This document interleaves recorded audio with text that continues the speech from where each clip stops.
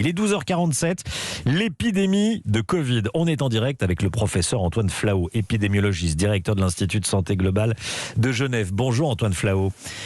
Bonjour. Merci d'être avec nous. Plusieurs questions à vous poser, évidemment.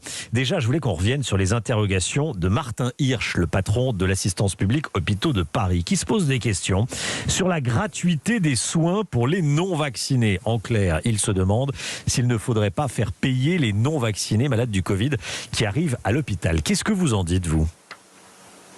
Moi, je pense que la base de notre système de sécurité sociale en Europe, c'est la solidarité, et c'est la solidarité quelle que soit la cause des maladies.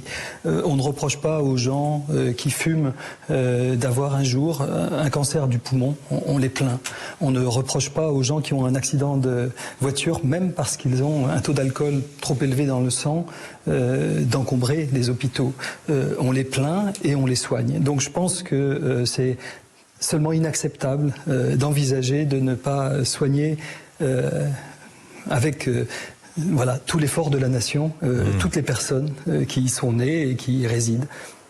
C'est inacceptable de faire payer les non-vaccinés et de laisser les soins gratuits pour les vaccinés. C'est votre réponse, Antoine Flahault. Je voulais vous entendre également sur la Grande-Bretagne qui lève la plupart des restrictions sanitaires aujourd'hui.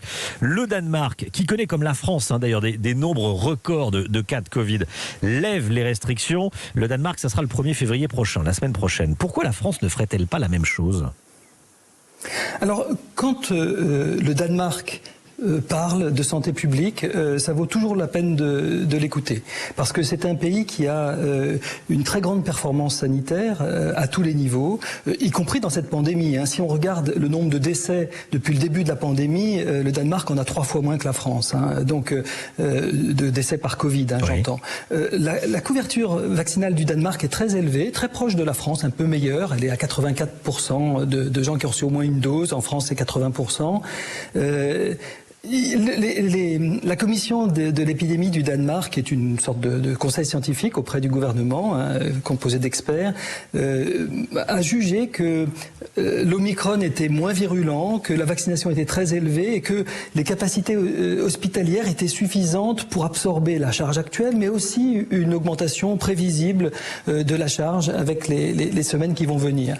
Donc, ils estiment qu'on peut tout lever. Et je pense que c'est une stratégie. Elle est plutôt soutenue par les scientifiques au Danemark.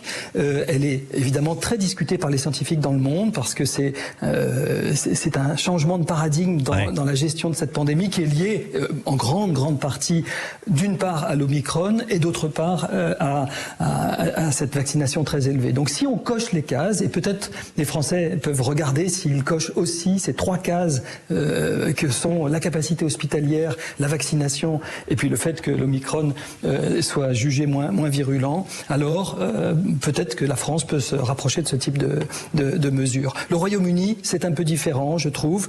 Le Royaume-Uni a finalement beaucoup moins bonne gestion et encore moins bonne que celle de la France. Et on va plutôt suivre le Danemark. Merci beaucoup Antoine Flahault, merci beaucoup professeur Flahault d'avoir été en direct avec nous dans Europe Midi.